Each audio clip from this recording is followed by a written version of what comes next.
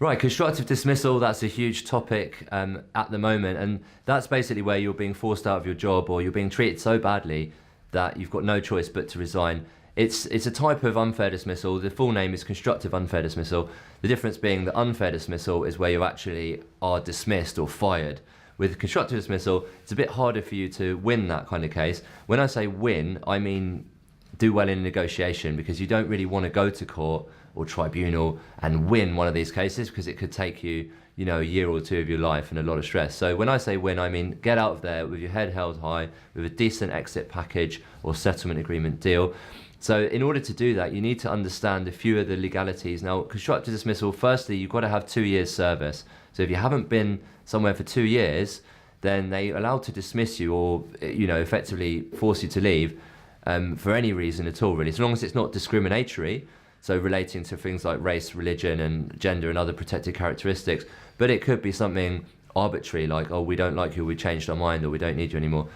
After you've had 2 years, then you've got to be given the chance to improve, and you've got to be given sufficient warning and told the reason for your actual dismissal or being forced out. So there's so many different variations of constructive dismissal.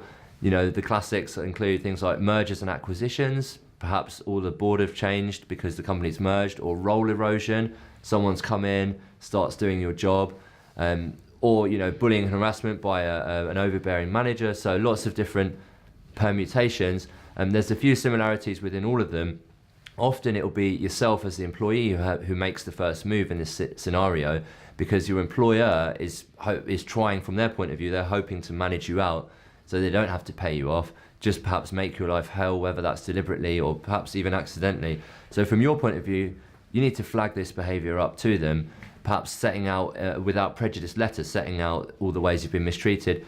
You could use a grievance letter, a formal grievance, but just be aware that although this triggers a formal process, then it also then makes it a bit more difficult for your employer to negotiate with you, because they might feel the need to go through this grievance process rather than just going through without prejudice negotiation, which is just talking about numbers.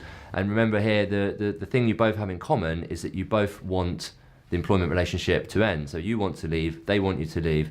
So it's really a win-win for both sides. And then it's just about finding out the exact point where you can meet, which is, normally that's an amount of money. There are the terms in there like references, confidentiality clauses and so on, tax indemnity clauses, but ultimately it's about the amount of money that you're going to be willing to accept and they're going to be willing to pay.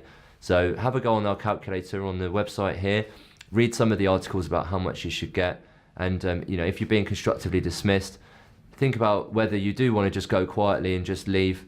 I'm not saying that's tail between your legs at all, because a lot of people it's very stressful, but you do have another option, and it does help you if you actually do have an experienced lawyer as well who's done it before. But your other option is to try and get yourself a decent deal to tide you over to your next job. So you don't just have to leave with nothing, basically. Thanks very much.